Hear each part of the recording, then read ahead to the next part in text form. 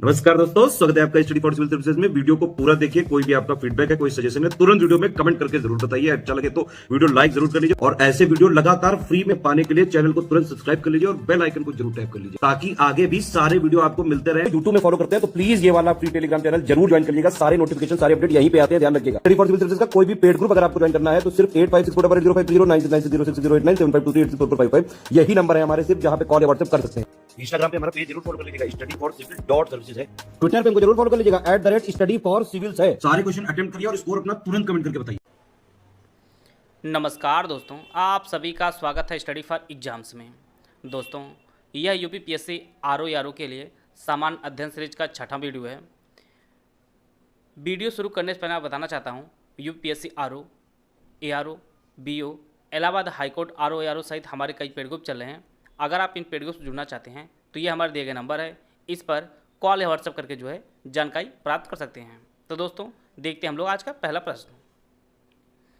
हाल ही में किस भारतीय खिलाड़ी को वार्षिक यूके इंडिया अवार्ड में global Indian icon of the year award से जो है सम्मानित किया गया है? मीराबाई चानू, मैरी कॉम, पीवी सिंधु या मिथाली राज? तो हाल ही में जो है global India icon of the year award से मैरी कॉम जी को सम्मानित किया गया है और ये बॉक्सर हैं और यह मणिपुर की रहने वाली हैं। मैरी कॉम जो है यह मणिपुर की रहने वाली हैं और इन्होंने कई बार विश्व मुक्केबाजी प्रतियोगिता को जीता हुआ है और इन्हें हाल ही में जो है global Indian icon of the year award से भी सम्मानित किया गया है। तमरिया जनजाति किस राज्य में पाई जाती है?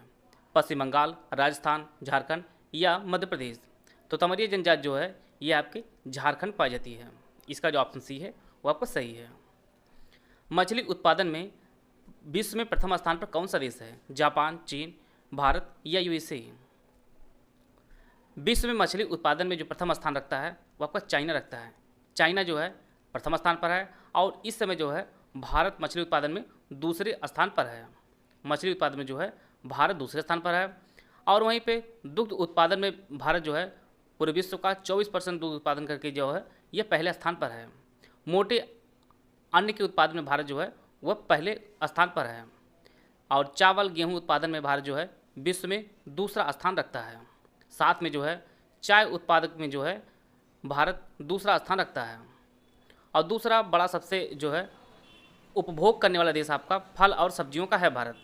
और इसी प्रकार से चीनी में भारत जो है आत्मनिर्भर बन चुका है और दूसरा सबसे बड़ा जो है उत्पादक बना है। और प्रधानमंत्री फसल बीमा योजना जो भारत सरकार द्वारा चलाई जा रही है और यह विश्व की तीसरी सबसे बड़ी जो है फसल बीमा योजना है। ये सभी फैक्ट काफ़ी इंपॉर्टेंट है, इसको भी आप लोग नोट करते चलिएगा। कौन सा जिला जो है नेपाल के साथ सीमा साझा नहीं करता है? यह आपके उत्तर प्रदेश संदर्भ में बात की जा रही है। बलरामपुर, श्रावस्ती, कुशीनगर और लखीमपुर खीरी।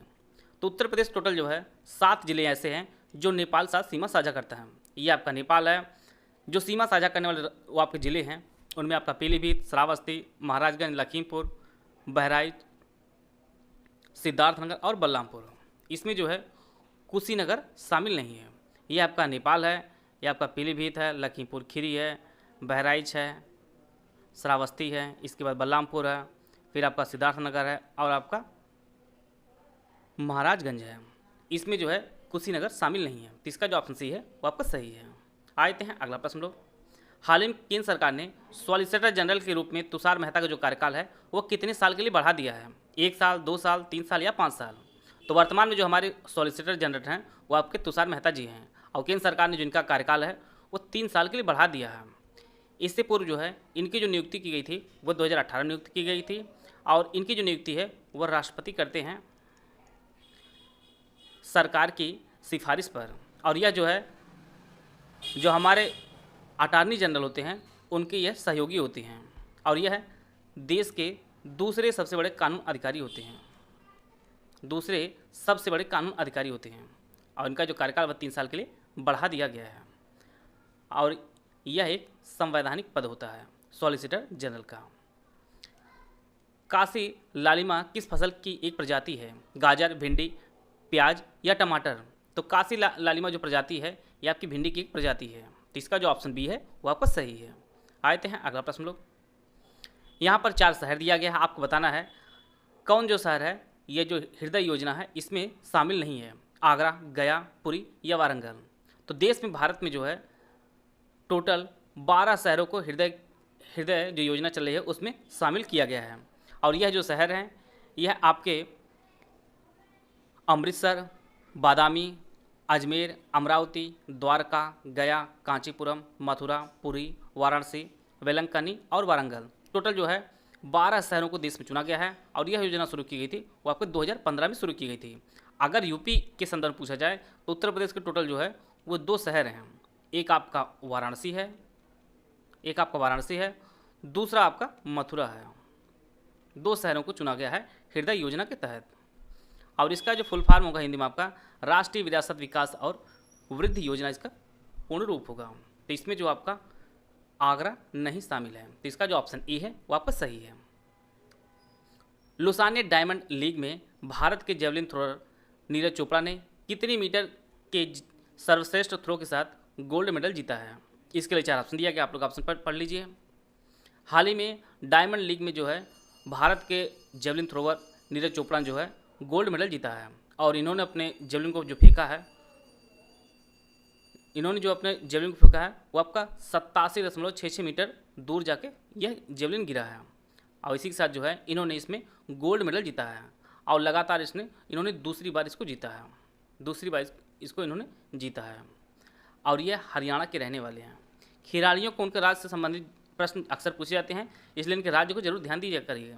और यह जो है एकमात्र जो 2020 में टोक्यो ओलंपिक हुआ था वहाँ पर इन्होंने गोल्ड मेडल जीता था। तो इसका जो ऑप्शन सी है वो आपका सही है। भारत की राष्ट्रीय अर्थव्यवस्था का सबसे बड़ा स्रोत कौन सा है? सेवा, कृषि क्षेत्र, औद्योगिक क्षेत्र या इनमें से कोई नहीं? तो भारत की राष्ट्रीय अर्थव्यवस्था जो सबसे बड़ा स्रोत है वो आपका सेवा क्षेत्र है। इसका जो ऑप्शन ए है वो आपका सही है। आते हैं अगला प्रश्न लोग। भारत सरकार द्वारा घोषित ABC सूचकांक किससे संबंधित है? कृषि से, संचार से, स्वास्थ्य या शिक्षा से? तो इसका जो सही आंसर है वो ऑप्शन सी, स्वास्थ्य से। भारत सरकार द्वारा जो घोषित किया गया है ABC सूचकांक यह स्वास्थ्य से संबंधित है। और इसका जो फुल फॉर्म होता है वह achievement of babies and children index इसका फुल फॉर्म होता है। और यह जो है शिशुओं के स्वास्थ्य के सूचकांक की जानकारी देता है। तो इसका जो ऑप्शन सी है वो आपका सही है। रॉ हिटमैन जो पुस्तक है ये किसके द्वारा लिखी गई है? विनीत वाजपेयी, सौम्या वोहरा, दक्ष त्यागी या एस हुसैन जैदी? तो रॉ हिटमैन जो पुस्तक हाल ही में लिखी गई है इसके लेखक जो हैं वह एस हुसैन जैदी जी हैं। और यह जो पुस्तक लिखी गई है यह एजेंट लक्ष्मण सिंह बिष्ट पर लिखी गई पुस्तक, लक्ष्मण सिंह बिष्ट पर यह पुस्तक लिखी गई है। और इससे पूर्व जो है जैदी जी ने लिखी थी सचिन तेंदुलकर के ऊपर सचिन @50, इससे पूर्व यह पुस्तक लिखी थी। और अब हाल ही में जो पुस्तक इन्होंने लिखी है वह रॉ हिटमैन लिखी है। इसका जो ऑप्शन ए है वो आपका सही है। उत्तर प्रदेश के लिए निम्नलिखित कथनों में कौन सा कथन सही है वो आपको बताना है। भारत में गन्ने उत्पाद का सबसे बड़ा हब, भारत का उच्चतम दूध उत्पादक प्रदेश, भारत में चावल का सबसे बड़ा उत्पादक। इसके लिए 4 ऑप्शन दिया गया, आप लोग ऑप्शन पढ़ लीजिए। भारत में गन्ने उत्पाद का सबसे बड़ा जो हब है वो आपका उत्तर प्रदेश है, यह कथन सही है। भारत का उच्चतम दूध उत्पादक प्रदेश है, यह भी बात सही है। और यह जो है जो अभी हाल ही में यूपी बजट 2023-24 जारी किया गया है यह उसके अनुसार सबसे जो दूध उत्पादक राज्य वो आपका उत्तर प्रदेश है। और इसका जो तीसरा स्टेटमेंट यह गलत है। भारत में चावल का सबसे उत्पादक जो राज्य वो आपका पश्चिम बंगाल है, तो इसका जो पहला दूसरा स्टेटमेंट वो आपका सही है, जो ऑप्शन डी में दिया गया है। गन्ना और दूध में यूपी जो है वो पहले स्थान पर है और चावल में जो है पश्चिम बंगाल है, तो इसका जो ऑप्शन डी है वो आपका सही है। आते हैं अगला प्रश्न लोग। हाल ही में उत्तर प्रदेश के अमरोहा जिले के किस उत्पाद को जीआई टैग मिला है? बांसुरी, ढोलक, हैंडक्राफ्ट या होम फर्निशिंग? तो जीआई टैग जो मिला है अमरोहा जिले के ये आपके ढोलक को मिला है, इसका जो ऑप्शन बी है वो आपका सही है। जीआई टैग जो है किसी उत्पाद को जो दिया जाता है उसकी जो वैलिडिटी होती है आपका 10 साल होती है। और ये जो ढोलक विशेष रूप से बनाई जाती है यह आम की लकड़ी होती है ख़ास तौर से, या कटहल की होती है, और या आपके सागौन की होती है। जैसे जीआई टैग दिया गया है अमरोहा जिले की। इसका जो ऑप्शन बी है वो आपका सही है।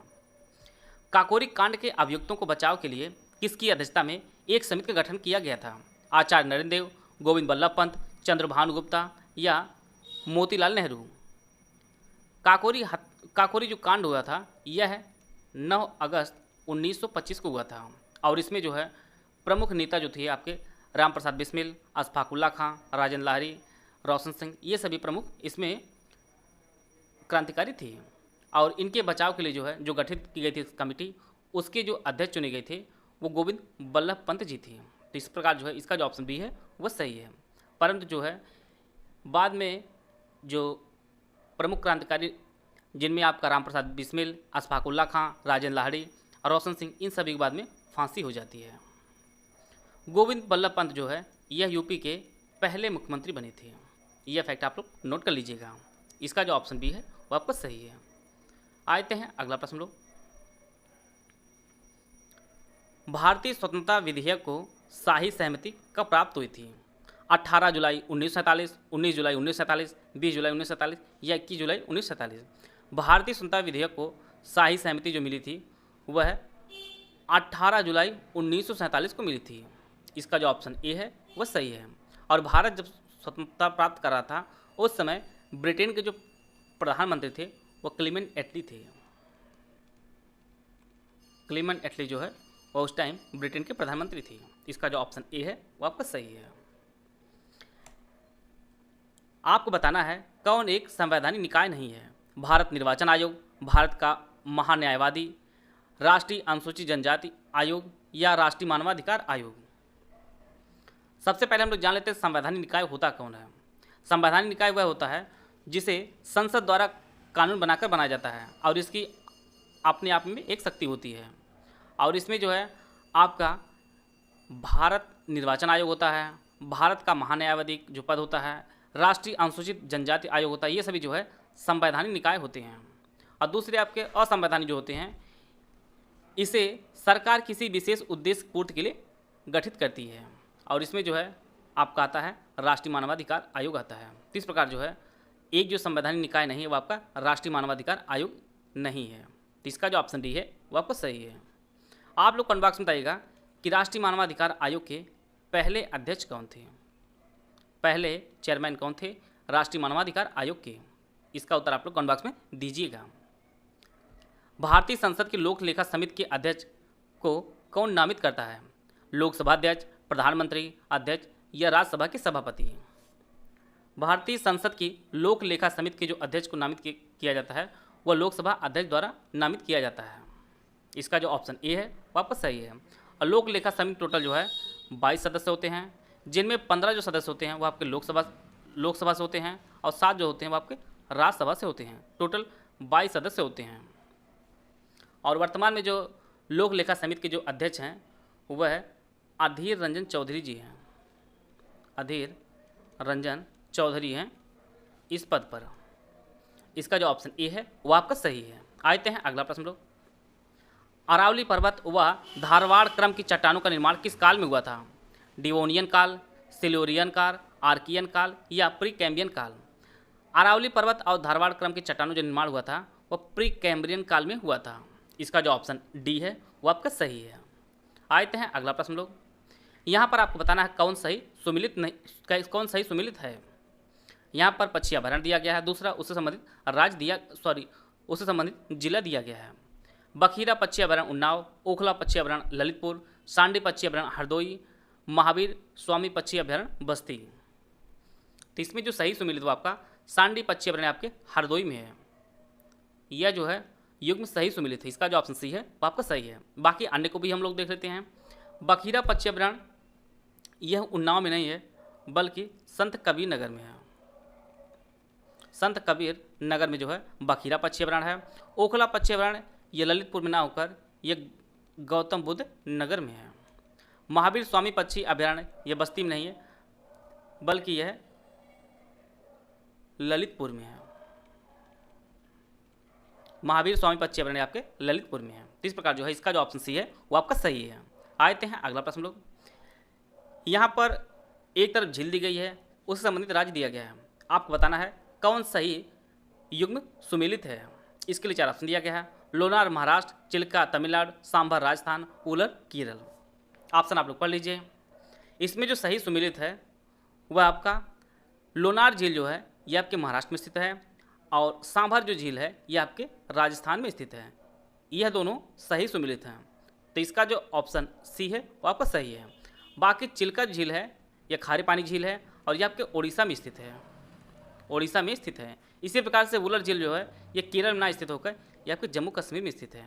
तो इस प्रकार जो है इसका जो ऑप्शन सी है वो आपका सही है। आशा है आप सभी को बहुत कुछ जानने को मिला होगा। वीडियो अगर आपको अच्छा लगे तो लाइक कर सकते हैं, चैनल सब्सक्राइब कर लीजिए। वीडियो को पूरा धन्यवाद। जय हिंद, जय भारत।